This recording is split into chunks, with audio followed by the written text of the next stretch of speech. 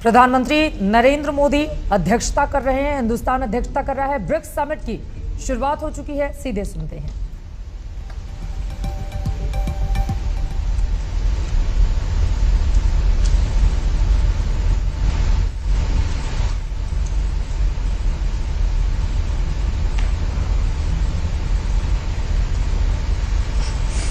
BRICS यानी कि Brazil, रूस, चीन, भारत और दक्षिण अफ्रीका के साथ सालाना शिखर सम्मेलन की अध्यक्षता कर रहे हैं। ये लाइव तस्वीरें इस वक्त टीवी स्क्रीन पर आपको दिखाई दे रही हैं। रूस के राष्ट्रपति भी आपको दिखाई दे रहे हैं। प्रधानमंत्री नरेंद्र मोदी की भी तस्वीरें हैं। इन तस्वीरों के जरिए आज एक बहुत बड़ा संदेश, और देखिए चीन, शी जिनपिंग भी आपको दिखाई दे रहे हैं तस्वीरों में। और आज की इन तस्वीरों के जरिए यहाँ पर जो चर्चा होगी उसके जरिए एक बहुत बड़ा मैसेज दुनिया भर में जाएगा, क्योंकि ब्रिक्स जो कि 41% से ज्यादा योर एक्सेलेंसी राष्ट्रपति पुतिन, राष्ट्रपति शी, राष्ट्रपति रामाफोसा, राष्ट्रपति बोल्सोनारो, नमस्कार।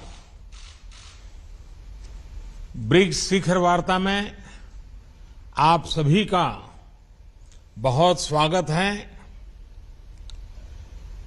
ब्रिक्स की 15वीं वर्षगांठ पर इस समिट की अध्यक्षता करना मेरे लिए और भारत के लिए खुशी की बात है। आज की इस बैठक के लिए हमारे पास विस्तृत एजेंडा है। बैठक का एजेंडा आप सभी के पास भी है। यदि आप सभी की सहमति हो तो हम इस एजेंडा को अपना सकते हैं।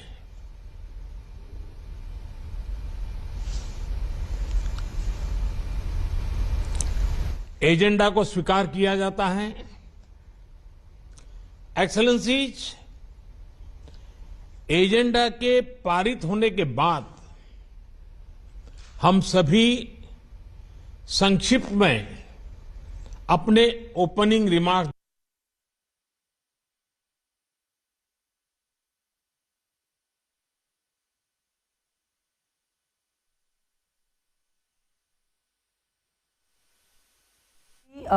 ब्रिक्स की अध्यक्षता करते हुए अपना संबोधन वो आगे बढ़ा रहे हैं। उन्होंने कहा कि भारत के लिए यह खुशी की बात है। और फिर बारी बारी से आप सभी महानुभावों को आमंत्रित करूंगा। एक्सेलेंसीज, भारत की अध्यक्षता के दौरान हमें सभी ब्रिक्स पार्टनर्स में और सभी से भरपूर सहयोग मिला है, और इसके लिए मैं आप सभी का बहुत बहुत आभारी हूं। पिछले 1.5 दशक में new development bank, contingency reserve arrangement और एनर्जी रिसर्च कोऑपरेशन प्लेटफॉर्म जैसी मजबूत संस्थाओं का सृजन किया है। निसंदेह गर्व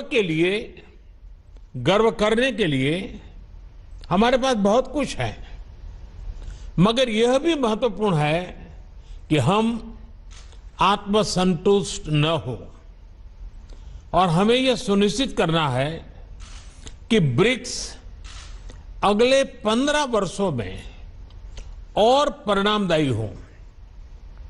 भारत ने अपनी अध्यक्षता के लिए जो थीम चुना है वह यही प्राथमिकता दर्शाता है। BRICS at 15, intra BRICS cooperation for continuity, consolidation and consensus. ये 4 सी एक प्रकार से हमारी ब्रिक्स भागीदारी के मूल सिद्धांत है। इस वर्ष कोविड की व्यवस्थाओं के बावजूद 150 से अधिक ब्रिक्स बैठकें और कार्यक्रम आयोजित किए गए, जिनमें से 20 से अधिक मंत्री स्तर पर थे। परंपरागत क्षेत्रों में सहयोग बढ़ाने के साथ हमने ब्रिक्स एजेंडा का विस्तार करने का भी प्रयत्न किया। इस संदर्भ में इस साल ब्रिक्स ने कई फर्स्ट हासिल किए, यानी कई चीजें पहली बार हुई। हाल ही में पहले ब्रिक्स डिजिटल हेल्थ सम्मेलन का आयोजन हुआ। टेक्नोलॉजी की मदद से हेल्थ एक्सेस बढ़ाने के लिए यह एक इनोवेटिव कदम है। नवंबर में हमारे जल संसाधन मंत्री ब्रिक्स फॉर्मेट में पहली बार मिलेंगे। यह भी पहली बार हुआ कि ब्रिक्स ने मल्टीलेटरल सिस्टम की मजबूती और सुधार, इस पर एक साझा पोजीशन ली। हमने BRICS counter terrorism action plan भी एडॉप्ट किया है। हमारी अंतरिक्ष एजेंसियों के बीच रिमोट सेंसिंग सैटेलाइट कॉन्स्टेलेशन समझौते से सहयोग का एक नया अध्याय शुरू हो रहा है। हमारे कस्टम्स विभागों के बीच सहयोग से इंट्रा ब्रिक्स व्यापार आसान होगा। एक वर्चुअल नेटवर्क के रूप में ब्रिक्स वैक्सीनेशन अनुसंधान और विकास केंद्र शुरू करने पर भी सहमति बनी है। BRICS alliance on green tourism एक और नई पहल है।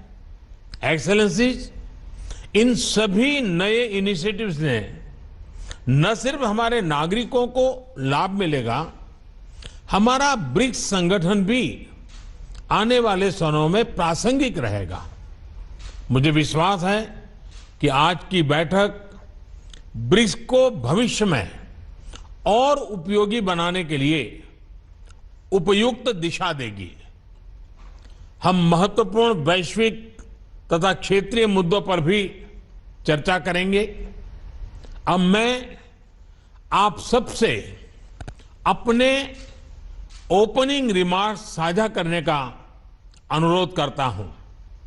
सबसे पहले मैं राष्ट्रपति शी को आमंत्रित करता हूं।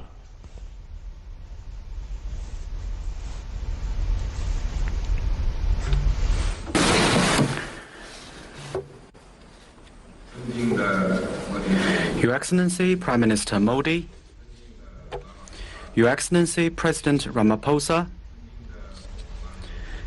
Your Excellency President Bolsonaro, Your Excellency President Putin, it's my great pleasure to meet you in virtual format and discuss BRICS cooperation. Prime Minister Modi, I want to thank you and the Indian government for the thoughtful arrangements. This year marks the 15th anniversary of BRICS cooperation.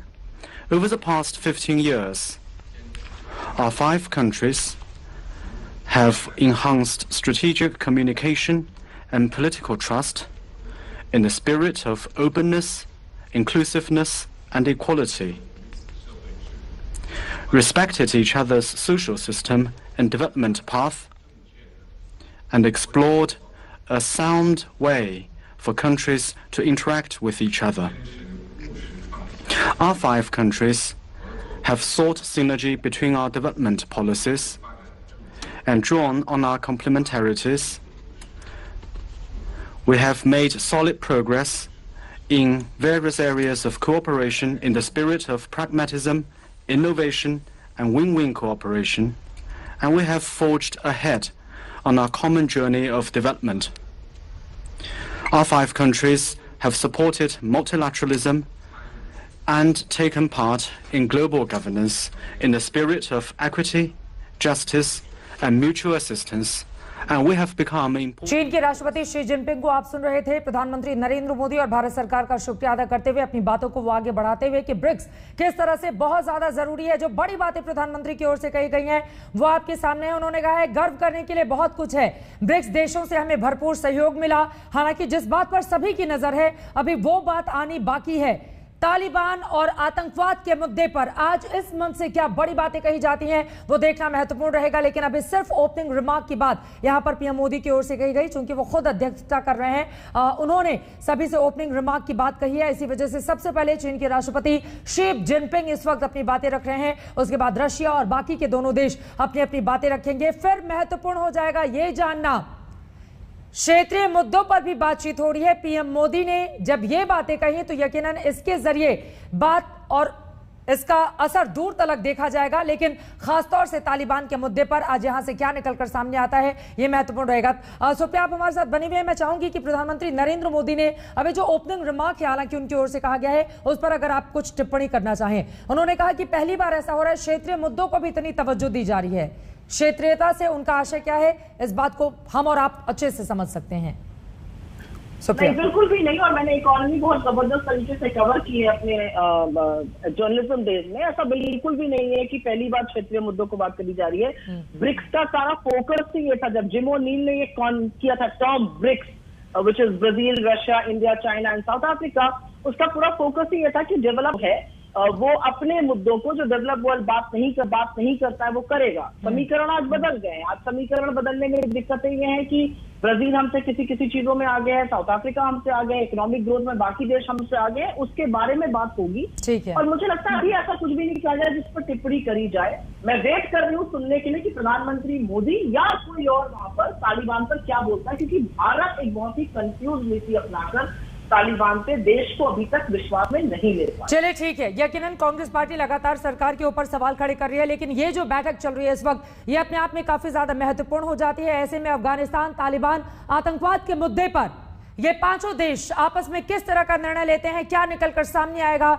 ये देखना रहेगा काफी ज्यादा महत्वपूर्ण। इसी के साथ एक छोटे से ब्रेक के लिए हम रुकेंगे, लेकिन आपको बता दें आज जो हमने सवाल पूछा था, सवाल यह था कि क्या अफगानिस्तान में आतंकी सरकार के खिलाफ दुनिया के फैसले का वक्त आ गया है। आपके जो जवाब हमें मिले हैं 88% ने हाँ में जवाब दिया है, जबकि 12% ने नहीं में जवाब दिया है। ब्रिक्स सम्मेलन की शुरुआत हो चुकी है, एक एक करके तमाम देश अपनी बातें रख रहे हैं। ऐसे में आगे आतंकवाद, तालिबान, अफगानिस्तान के मुद्दे पर यहां से निकलकर क्या सामने आता है, इस पर लगातार आज तक की नजर बनी रहेगी। एक छोटा सा